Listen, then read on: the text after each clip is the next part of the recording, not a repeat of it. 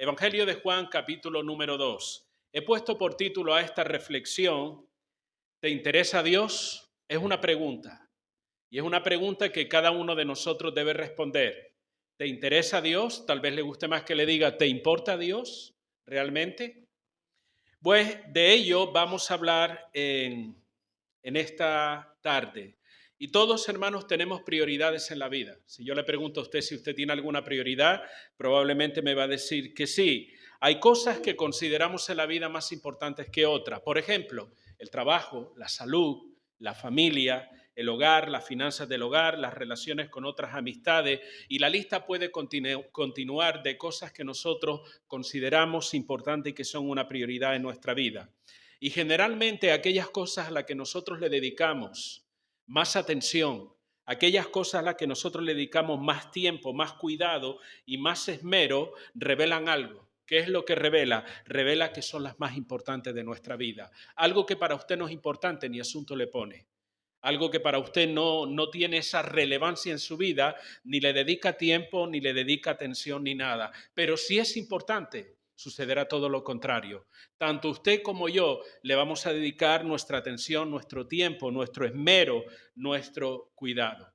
Y quiero en esta tarde, quiero hacer, o la pregunta que quiero hacer para todos nosotros y para los hermanos que hoy no están aquí, que probablemente nos verán a través de las redes sociales, la pregunta es, dentro de todas esas prioridades que tenemos en la vida, ¿qué lugar ocupa Dios?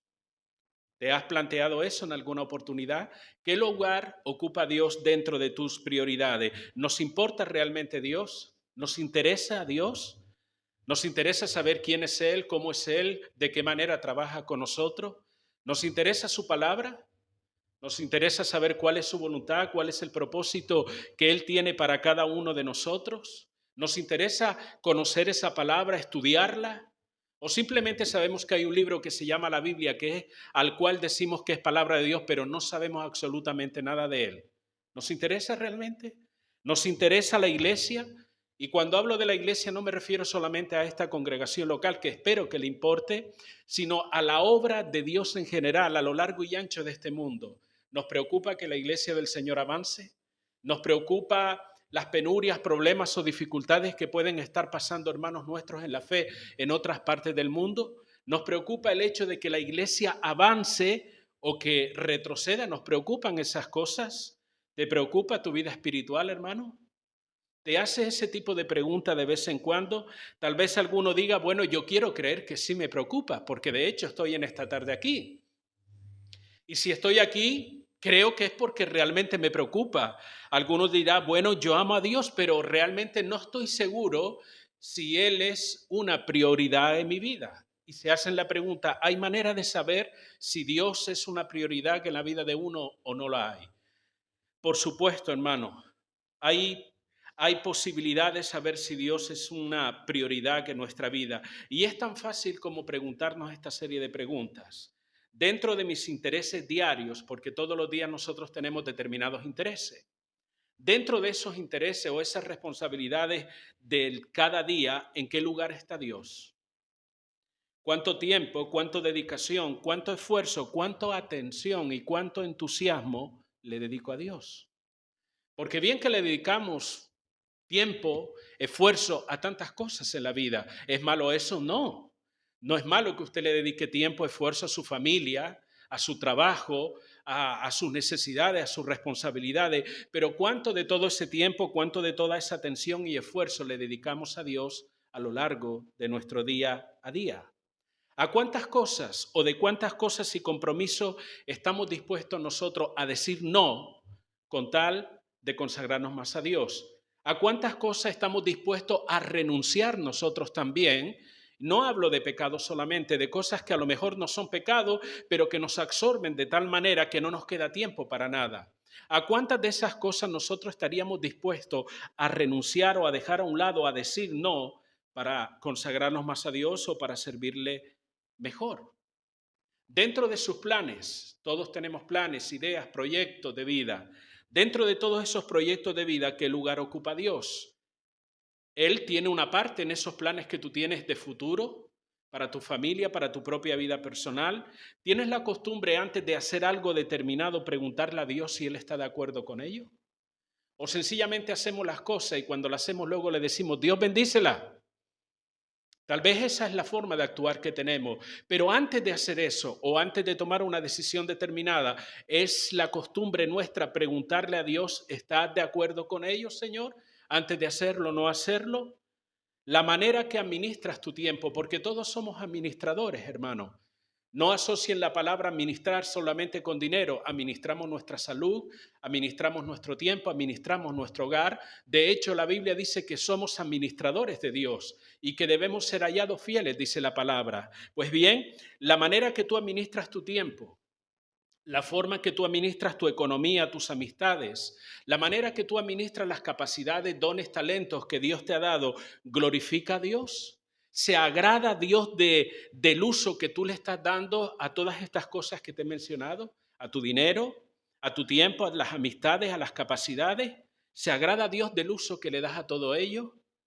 La respuesta que usted le dé a estas preguntas, queridos hermanos, le dirá realmente si Dios es una prioridad o si no es una prioridad en su vida. Creo que son lo suficientemente inteligentes como para entender esto. La Biblia nos enseña que Dios debe ser el eje sobre el cual gira nuestra vida. Dios debe ser el eje sobre el cual gira nuestra vida. Para todo aquel que se considera cristiano, y yo creo que todos los que estamos en este lugar nos consideramos cristianos, ¿cierto o no, hermano? No lo diga a la fuerza por compromiso. Creo que todos nos consideramos cristianos. Bien, si es así, lo más importante para cada uno de nosotros, ¿sabes qué es lo que debería hacer? Ah, mis hijos, mi esposo, mi familia. No, no. Lo más importante para cada uno de nosotros que decimos ser cristianos debería ser Dios y su voluntad. Y esto no es algo que a mí se me ha ocurrido, esto es algo que la palabra nos enseña. La Biblia nos enseña que el primer y gran mandamiento, ¿cuál es? Amar a Dios sobre todas las cosas. Y hemos hablado mucho acerca de este tema. Esa es la prioridad número uno en la vida de cualquier persona que dice ser cristiano. Pero debe ser la prioridad, pero ¿es esa la realidad en nuestra vida? ¿Amamos a Dios por encima de todas las cosas? Saben, eso es una gran verdad que la Biblia nos enseña. Y sobre esa gran verdad que es amar a Dios sobre todas las cosas, nosotros debemos construir nuestra vida. Debemos edificar nuestra vida.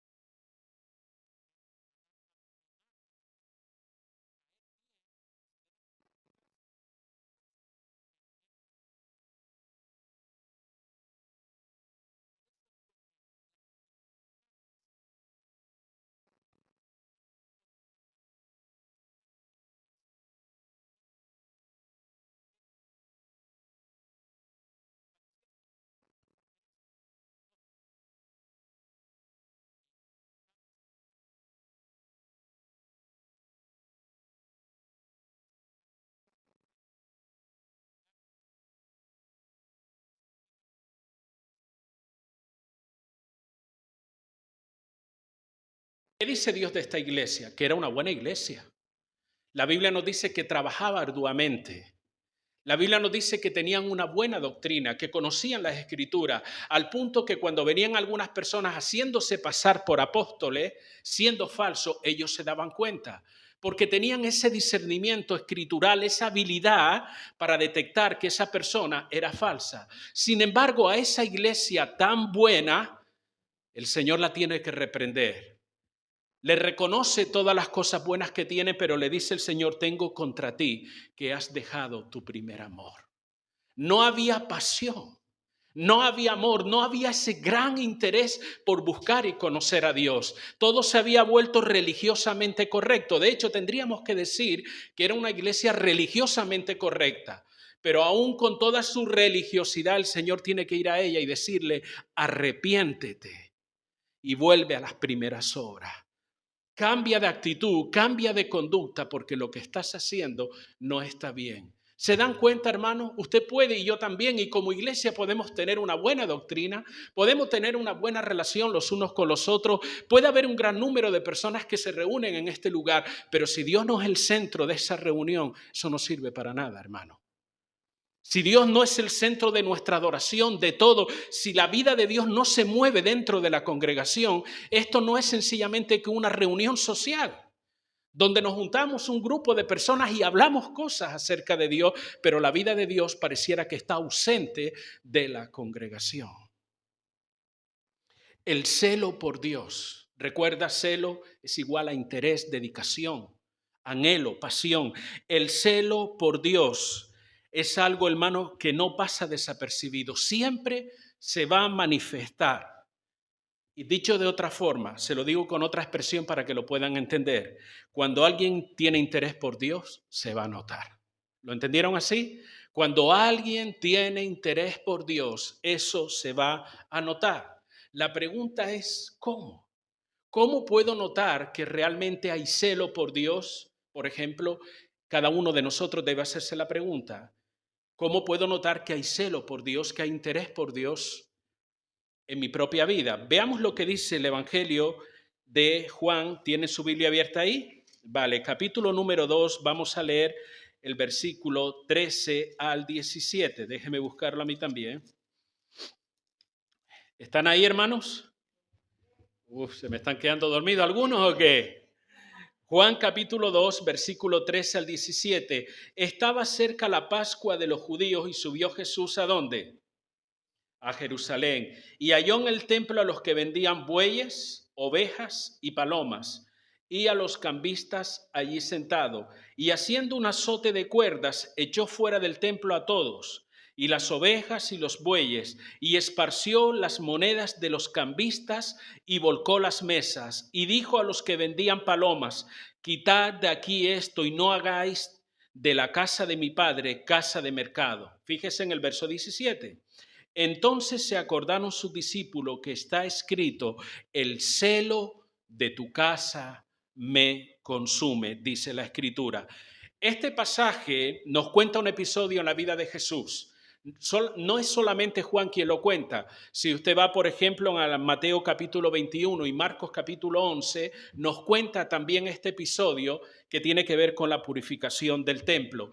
Pero si usted analiza en las tres partes donde se encuentra, verán que algunos de los evangelios omite unas cosas y otros dice otra. Es la misma historia, pero algunos nos dan unos datos que otros nos dan. Por ejemplo, Mateo y Marco menciona que entró en el templo y echó fuera los que vendían y compraban. También nos dice que volcó las mesas de los cambistas y la silla de los que vendían palomas. Ambos, Mateo y Marco, menciona que Jesús dijo que habían convertido la casa de Dios, que era considerada casa de oración, en una cueva de ladrones. No es eso lo que hemos leído en Juan. Juan habla de que han convertido su casa en una casa de mercado. ¿Significa que Jesús no dijo eso? No, sí lo dijo.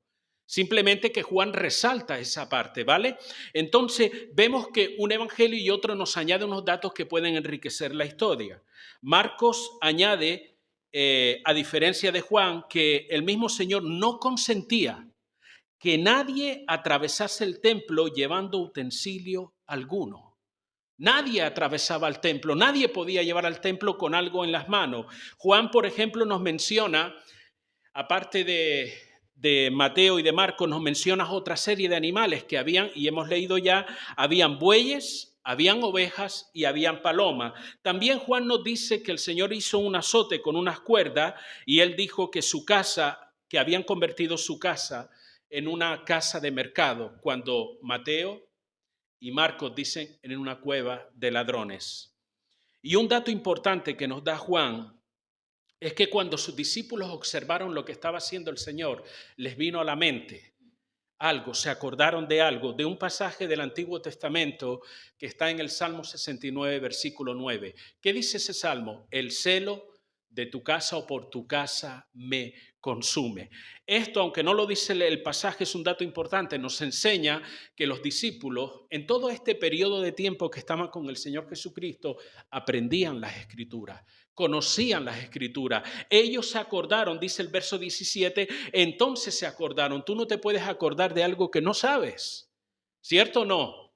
Ellos se acordaron, por lo tanto nos da a entender el pasaje que ellos estudiaban la palabra. Es simplemente una nota informativa que pongo para decir, hermanos, cuán importante es aprender la palabra del Señor. Pero vemos cómo ellos se acordaron de ese pasaje que le llaman, es un pasaje, un salmo mesiánico, porque habla proféticamente acerca del Señor Jesucristo.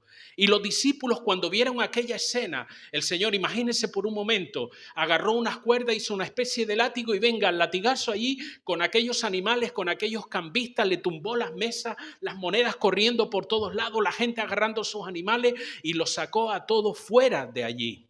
Cuando ellos vieron eso, rápidamente se acordaron. Creo que sobra del Espíritu Santo, porque dice la Escritura que el Espíritu recordará todas las cosas. Le trajo a la mente ese pasaje que dice, el celo de tu casa me consume.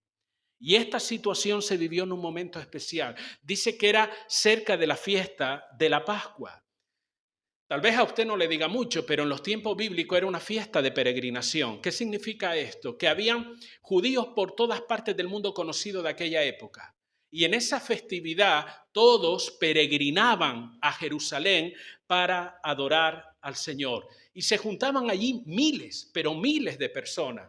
Recuerdan, por ejemplo, en Hechos capítulo 2 nos habla de otra de las fiestas importantes, la de Pentecostés, que fue el momento en que descendió el Espíritu Santo en una festividad de esa, ¿cierto? Y nos dice la palabra que habían allí partos, medos, elamitas y muchas nacionalidades más.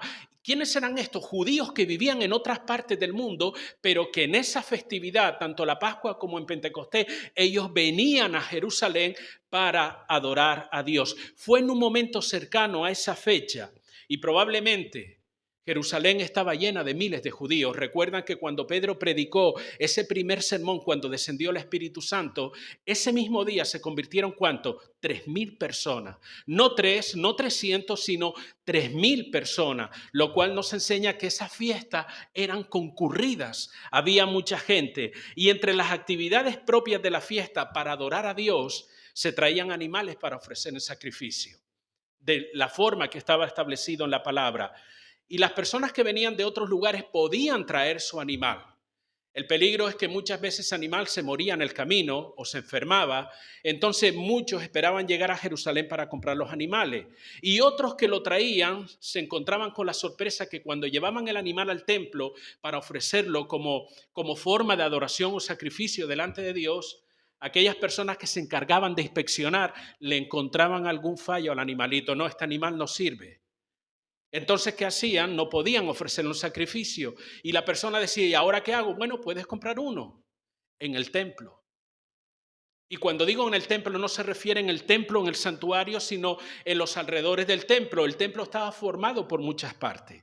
Estaba lo que le llaman el atrio de los gentiles, que era ahí donde se ponían estas personas. Luego está el atrio de los judíos, el atrio de las mujeres, el atrio de los sacerdotes y así sucesivamente estaba dividido hasta llegar a la parte donde se ofrecían los sacrificios, el lugar santo, el lugar santísimo. Pero en esta parte de la primera que tiene que ver con el atrio o con un patio que era reservado para los judíos, allí para los judíos no, para los gentiles, que son aquellos que no son judíos, traían esos animales y hacían sus negocios allí. ¿Y saben qué? Ellos habían un negocio montado entre esos animales y esos cambistas, porque la Biblia habla de los cambistas. ¿Quiénes eran? Era por costumbre pagar el impuesto del templo, traer una ofrenda para el templo. Pero ¿qué pasa? Había que hacerlo en la moneda en curso, la moneda judía que se utilizaba en Jerusalén. Entonces el que venía de otro país, aunque fuese judío, tenía otra moneda diferente. Cuando venía a Jerusalén para ofrendar o para dar ese impuesto al templo, él tenía que cambiar esa moneda. Como cuando usted viaja a un país donde no está el euro, por ejemplo, que es nuestro caso. Usted va a una oficina y usted cambia por la moneda en curso en ese país, ¿cierto o no? Bien, esto era algo así, pero cambiar ese dinero tenía un precio. Se le cobraban unos intereses determinados. Estos llamados cambistas. Y Jesús utiliza una expresión. Él dice, han convertido mi casa o la casa de mi padre en cueva de ladrones y en casa de mercado. ¿Qué quería decir el Señor con eso? Que todo este negocio que se había montado alrededor o en torno al templo, a la casa de Dios, era un negocio que estaba deshonrando el nombre de Dios. Estaba de alguna manera, los sacerdotes se dice que presumiblemente estaban sacando un beneficio con ese mal negocio, con los cambistas y los vendedores de animales. Y esa actitud era un desprecio en la casa de Dios. Estaban haciendo que algo solemne, que algo santo, algo sagrado se convirtiera en algo vil, usando estas malas maneras, estos negocios, esta forma sucia de hacer las cosas en un acto tan honroso como es la adoración a Dios. Con esta actitud los sacerdotes y todas estas personas estaban impidiendo a la gente acercarse a Dios con gozo y con alegría, y usaban la adoración, hermano, como un...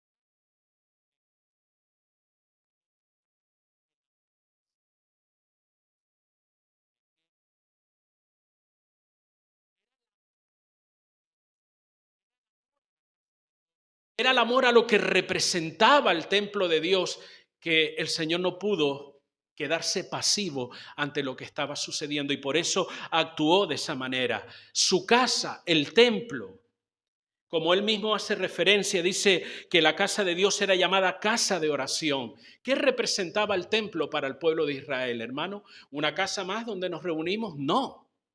Tal vez para algunos de nosotros un local donde nos reunimos representa eso, pero el templo para un judío representaba algo más. El templo estaba dedicado en exclusiva a Dios. Él era el centro de todo lo que allí se hacía. No las cuatro paredes y toda la hermosura que había en ese templo, no. Lo más importante era Dios mismo.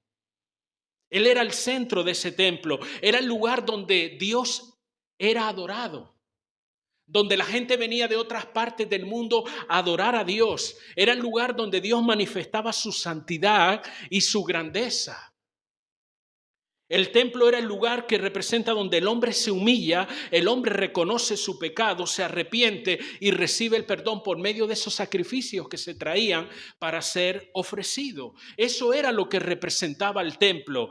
Y Jesús expresa, al echar toda esta gente fuera que estaban utilizando algo sagrado y algo santo como un negocio sucio, Jesús lo que nos expresa es el amor al Padre, honrando el lugar que le representa en la tierra en ese momento, porque el templo en ese momento representaba la presencia de Dios en aquel lugar. Y Jesús está honrando a Dios a través de ese acto, de sacar afuera a todos aquellos cambistas, aquellos negociadores, aquellos animales que estaban en el atrio del templo. Esto es darle importancia y honor a Dios, hermano. Darle importancia y honor a Dios. Lo que muchos llaman un ataque de ira santa no es otra cosa que una manifestación de amor hacia Dios y hacia su santidad. La otra expresión dice me consume o es como un fuego que me quema. ¿Qué significa esta expresión? Esta expresión tiene una connotación de dolor.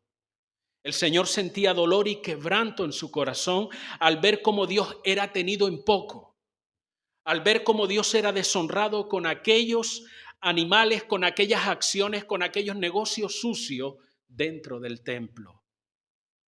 El amor hacia tu casa es como un fuego que me quema. Eso es celo por Dios. Ahora, ¿cómo se manifiesta ese celo? Voy a nombrarle rápidamente 4 cosas que nos hablan de cómo se manifestó el celo en este episodio de la vida del Señor Jesucristo.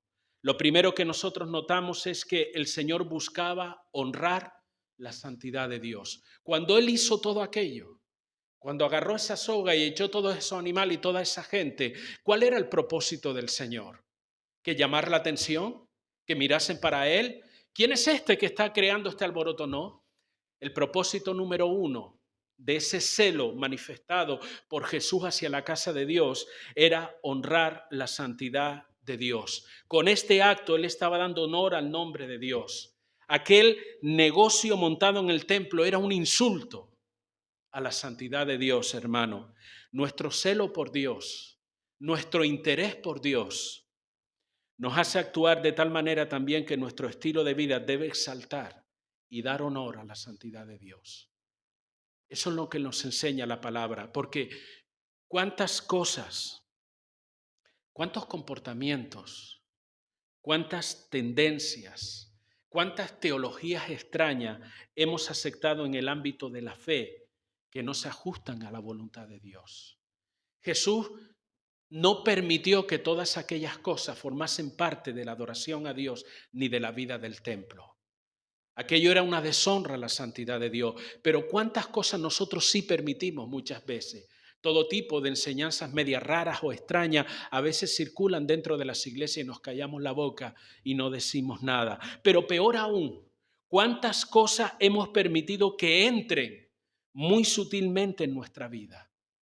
Cosas que sabemos que no nos están acercando a Dios, cosas que sabemos que no son del agrado de Dios. Y quiero decir esto, no necesariamente estoy hablando de que sean cosas pecaminosas, pero cuántas cosas en nuestra vida hemos permitido que nos absorban de tal manera que nos desentendemos de Dios, que relegamos a Dios a un segundo, tercer, cuarto lugar, o vamos a decir al último lugar. ¿Saben? Nuestro interés por Dios, nuestro celo por Dios, siempre nos impulsará a acercarnos a Él. Nuestro celo por Dios nos impulsará a honrar a Dios, a santificar su nombre. Esa es una manifestación de celo o de interés por Dios. ¿Me están entendiendo, hermano? Así se manifestó en la vida de Jesús. Él no hizo aquello por hacerlo. Estoy aburrido, voy a crear aquí un momento de crispación. No. Fue el celo por Dios, fue el amor por la santidad de Dios, el reconocimiento de quién era Dios, lo que le impulsó a actuar de esa manera. Número 2, El celo por Dios hace que rechacemos lo que va en contra de la voluntad de Dios. Jesús no trató de comprender la situación, como muchas veces queremos hacer nosotros, que queremos ser más bíblicos que la Biblia. Queremos ser más santos que Dios y decimos, no, hay que entender la situación, como diciendo, vamos a pasar por alto esto. Jesús no trató ni de comprender ni de justificar ese mal comportamiento, como sí sucede hoy día. Hoy día hay una tendencia cada vez más generalizada. ¿Sabe a qué? A la hipertolerancia, a ser demasiado tolerante. Hay una tendencia generalizada a la condescendencia. ¿Qué significan estas cosas? Tal vez esta expresión les ayude más. No pasa nada. Da igual, hay que comprender, no hay que ser radical. ¿No ha escuchado estas expresiones? Aún en el seno de la iglesia, cuando vemos malos comportamientos, cuando vemos actitudes de pecado, tratamos, si no lo decimos, pues miramos para otro lado como diciendo, no pasa nada, tranquilo, Dios es amor, hay que comprender la situación, esto y lo otro. Y sencillamente lo que estamos haciendo es permitiendo el pecado en nuestra propia vida. Y a veces somos demasiado condescendientes con nosotros mismos. Y en lugar de rechazar determinadas cosas que sabemos en nuestra vida que van en contra de la voluntad de Dios, que las sabemos a ciencia cierta, ¿qué hacemos? Somos condescendientes, no pasa nada. El celo por Dios nos lleva a rechazar el pecado. Jesús no miró para otro lado.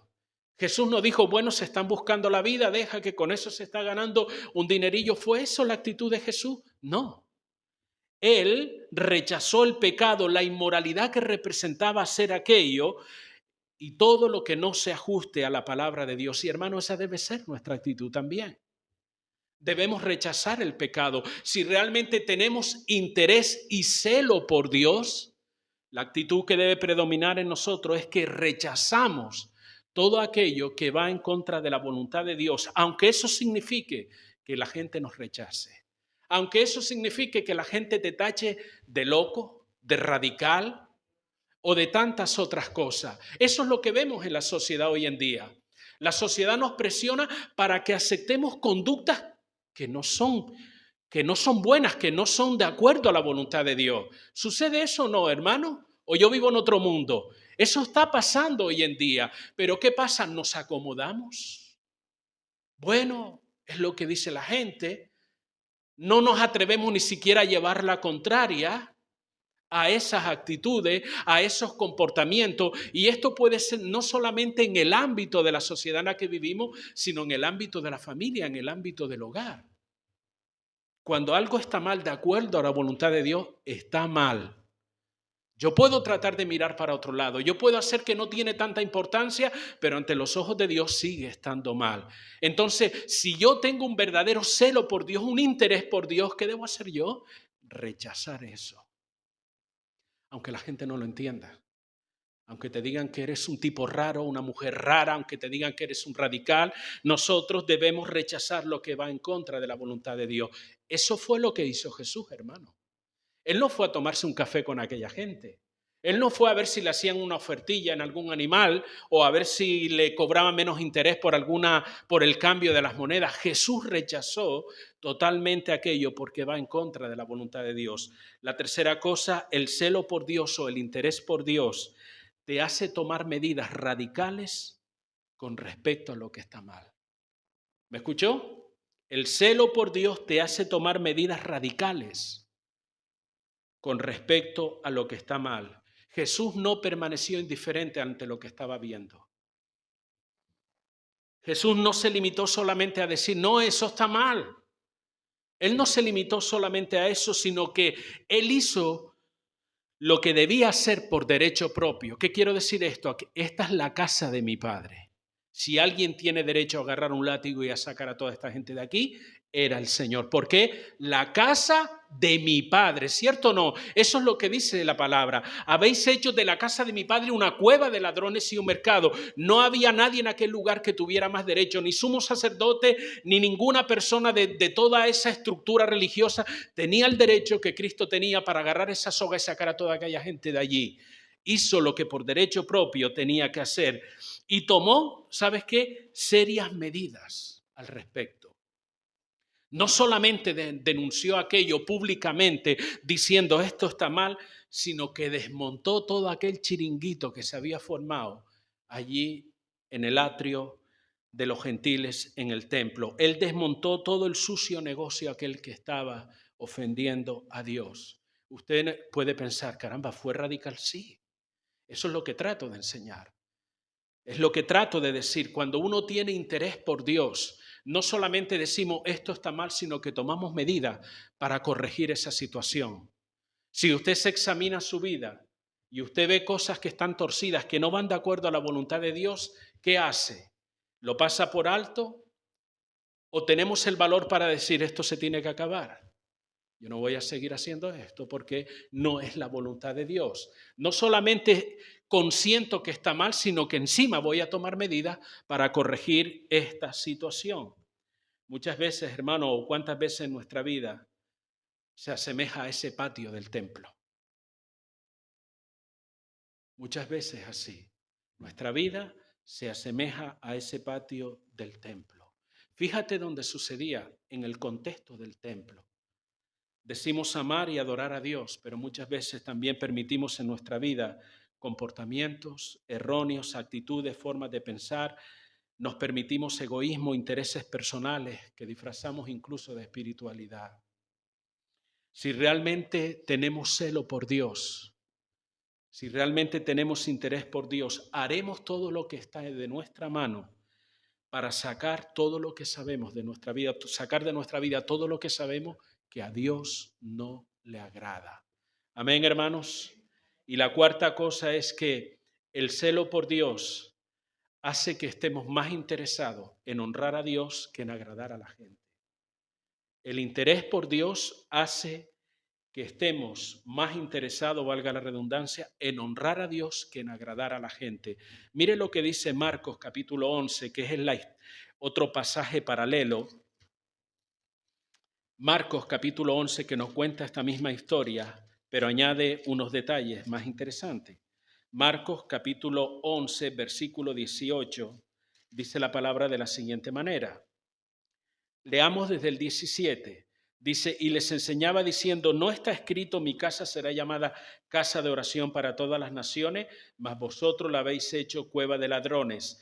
Y lo oyeron los escribas y los principales sacerdotes, o sea, toda la élite religiosa de la época, y buscaban ¿qué? ¿Cómo darle un premio al Señor? No, ¿cómo matarle? Fíjate tú cuál fue la reacción que provocó el Señor. ¿No se podía evitar el Señor todos estos problemas? ¿No se podía evitar que la gente le hablara de esta forma o que pensara eso? Bueno, el Señor no estaba interesado en agradar a la gente. Estaba interesado en hacer la voluntad de Dios, en honrar al Padre más que a la gente. Y aquí dice la palabra, y los que oyeron los escribas, los principales sacerdotes buscaban cómo matarle, porque le tenían miedo por cuanto todo el pueblo estaba admirado de su doctrina. Hermanos, ¿cree usted que Jesús estaba preocupado por cómo iba a repercutir lo que él hizo o esa acción ante la gente? ¿Le inquietaría el hecho de que no le gustara a la gente lo que él iba a hacer? ¿Y si no quieren saber nada de mí después? ¿Usted cree que esas cosas le preocupaban al Señor con respecto a la santidad y a la honra del Padre? A él no le importaba eso. Él sencillamente, su interés principal era honrar la gloria de Dios, aunque eso significara el desprecio y el rechazo de la gente. Nuestro celo, hermano, nuestro celo y nuestro interés por Dios debe estar centrado en agradarle a Él por encima de todo y asumir las consecuencias que eso represente. Para muchos hermanos en la fe, las consecuencias de poner a Dios en primer lugar y de honrar a Dios por encima de agradar a gente ha significado la pérdida de sus empleos. Para muchos hermanos ha representado la pérdida de su economía, de sus casas y de sus bienes materiales. Para muchos hermanos poner a Dios en primer lugar antes que agradar a la gente ha representado la pérdida de su reputación. pues han sido difamados sin causa. Algo que el Señor Jesús advertía y decía ya, que por su nombre o a causa de su nombre seríamos vituperados y dirían toda clase de maldad contra vosotros, mintiendo. Por la causa de honrar el nombre del Señor, muchos han perdido su familia.